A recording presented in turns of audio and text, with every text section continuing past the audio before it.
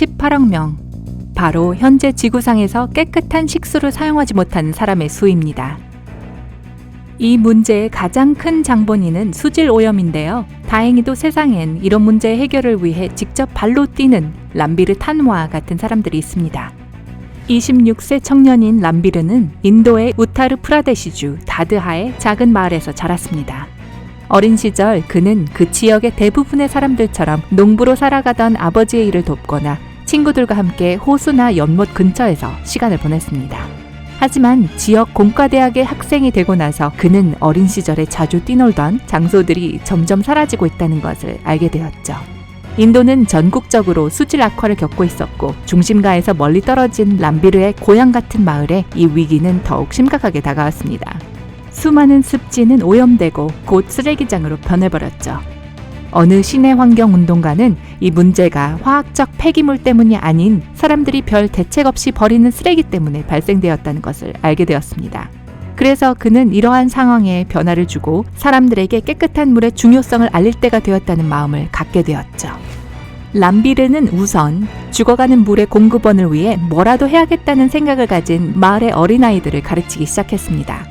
그는 그들의 새로운 선생님이 되어 집에 가서 부모님께 현존하는 오염과 물의 보존 문제에 대해 경고하라고 알려주었죠.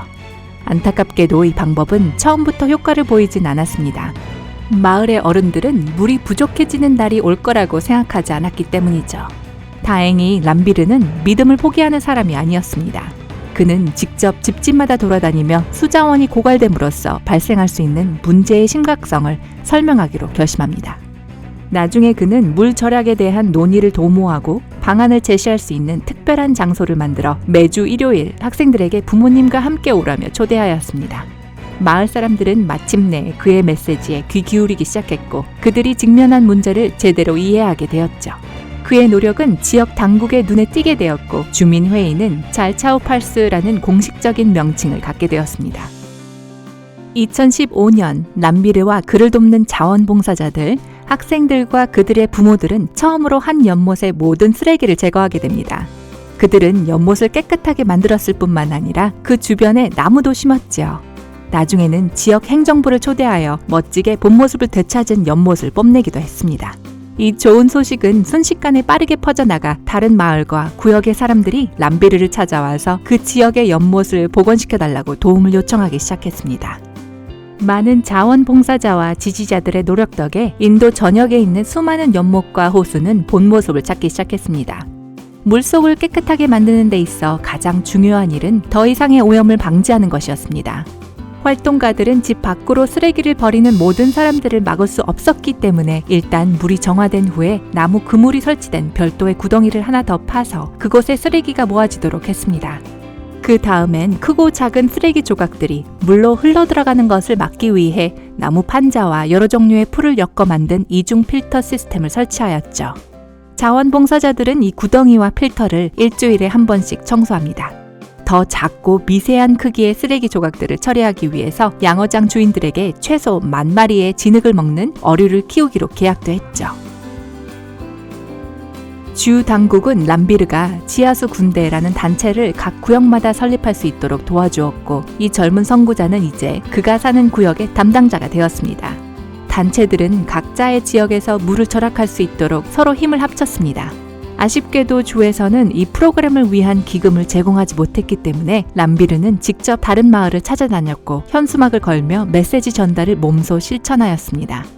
람비르는 물을 절약하기 위한 이 모든 일을 진행하면서 여전히 일주일에 6일 오전 5시부터 오후 2시까지 풀타임으로 근무를 하고 있습니다. 그는 자신이 정말로 관심이 있는 일을 하기 위해서 5번이나 직업을 바꿔야 했습니다. 그는 기꺼이 이야기를 듣고 참여하는 마을 사람들과 함께 직접 일을 할 때 동기부여를 받는다고 합니다. 람비르는 그 사람들이 이 과정에 참여하며 일회성 청소로 끝내지 않고 상태를 유지하기 위해 팀으로서 노력하는 것이 중요하다고 여겼습니다. 이 인도의 젊은 환경운동가가 시작한 또 하나의 캠페인은 바로 해시태그 셀피 위드 폰드입니다. 람비르 본인에 의하면 쓰레기장으로 변해가고 있는 죽어가는 호수들과 청년들 사이에 연결고리를 놓아주는 것이 계획이라고 합니다. SNS가 메시지를 전달하고 변화를 촉진시키는 든든한 수단이 되는 세상이기 때문에 이 캠페인은 짧은 시간 안에 성공을 거두었고 전 세계에서 수천 명의 사람들이 사진과 비디오를 공유하기 시작했습니다. 세상에는 람비르 탄화처럼 지구의 생태계를 개선시키기 위해 밤낮으로 일하는 많은 사람들이 있습니다. 독일의 21세 청년인 펠릭스 핑크바이너는 지구를 위해 나무를 심자라고 불리는 범세계적 청년운동의 창시자입니다. 기후사절단이라고 불리는 7만 5천 명의 참가자들은 전 세계에 150억 그루가 넘는 묘목을 심었는데요. 펠릭스는 겨우 9살이었을 때 케냐 출신 노벨 평화상 수상자이자 나무를 심는 자로 알려진 왕가리 마타이로부터 영감을 받았다고 합니다. 펠릭스는 전 세계의 어린이들에게 각자의 나라에서 100만 그루가 넘는 나무를 심도록 고무할 것이라고 이야기했는데요. 처음부터 모든 사람들이 그를 믿었던 것은 아니었지만 말은 그만 나무를 심자라는 그의 신조는 전 세계를 강타했습니다. 그러자 세계의 학교들이 가담하기 시작했고 첫 2년 만에 100만 그루의 나무가 심어지게 되었죠. 펠릭스는 유엔과 유럽의회에서 연설을 하도록 초대되었고 그가 시작한 플랜트 포 더 플래닛은 이제 세계 야생동물기금, 독일 정부와 저명한 단체들의 지원을 받는 NGO가 되었습니다.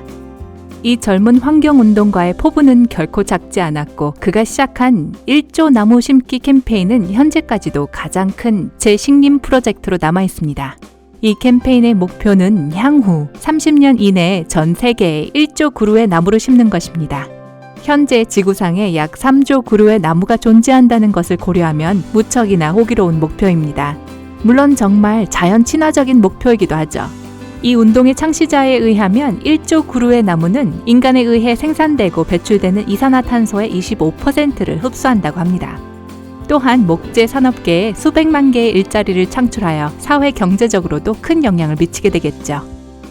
지구 생태계 개선을 이루고자 하는 열정을 지녀서 국제적인 명성을 얻은 또 한 명의 젊은이는 바로 그레타 선버그입니다. 이 스웨덴 출신의 16살 소녀는 세계적 기후 변동의 심각성에 대한 걱정을 자기만의 방법으로 표현했는데요. 그녀는 8살 때 이런 위기에 대해 처음 알게 되었습니다. 소녀는 이 문제가 얼마나 심각하고 위협적인지 알고 충격을 받고는 무언가 행동을 취해야겠다고 결심하게 되죠. 그녀는 엄마가 더 이상 비행기를 타지 않도록 아빠가 채식주의자가 되도록 설득하는 것에 성공합니다. 그녀는 거기서 멈추지 않았습니다. 2018년 여름 북유럽을 강타한 폭염으로 인해 산불이 났을 때 손수 만든 현수막을 들고 스웨덴 국회의 계단에서 1인 시위를 했습니다. 그녀는 지금도 여전히 매주 금요일 이 시위를 진행하고 있어요. 처음엔 그레타 혼자였지만 그녀의 그부들과 다른 학교의 학생들이 인식을 고취하고자 하는 그녀의 투쟁에 함께하기 시작했습니다. 지금은 71개국에서 700개 이상의 장소에서 그녀의 계획을 지지하고 있지요. 기후 변화를 위한 휴교라고 스웨덴어로 적혀있던 그녀의 현수막은 수많은 언어로 번역되었습니다. 그레타는 UN 기후변화회의에서 연설을 하도록 초대되었고 프랑스 대통령과 독일 수상과도 만나게 되었죠.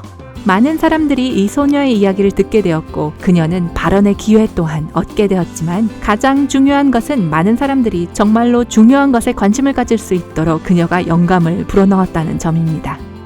하지만 꼭 세계를 여행하며 대통령과 만나거나 단체를 시작해야만 하는 건 아닙니다. 물론 이런 것들을 해낼 수 있다면 정말 훌륭하지만요. 지역사회에 이야기들을 전달해주세요. 환경 다큐멘터리를 촬영하거나 단편소설 또는 만화를 만들 수도 있을 것이고 아니면 직접 지역의 호수나 연못을 깨끗하게 청소할 수도 있고 수많은 방법을 동원해 녹색운동에 참여할 수 있어요. 만약 일정이 바쁘다면 작은 생활의 변화들로부터 시작해보세요. 예를 들면 샤워를 하거나 이를 닦을 때 물을 얼마나 소비하는지 살펴보세요. 작은 변화가 쌓이면 결국엔 큰 결과를 이뤄낼 수 있답니다. 여러분은 개인적으로 생태계를 위한 캠페인에 참여하고 싶나요? 아래 댓글에서 알려주세요. 이 동영상에 좋아요를 누르는 것 잊지 마시고 친구들과 공유해 주시고 구독 버튼을 눌러서 인생의 밝은 면에 머무세요.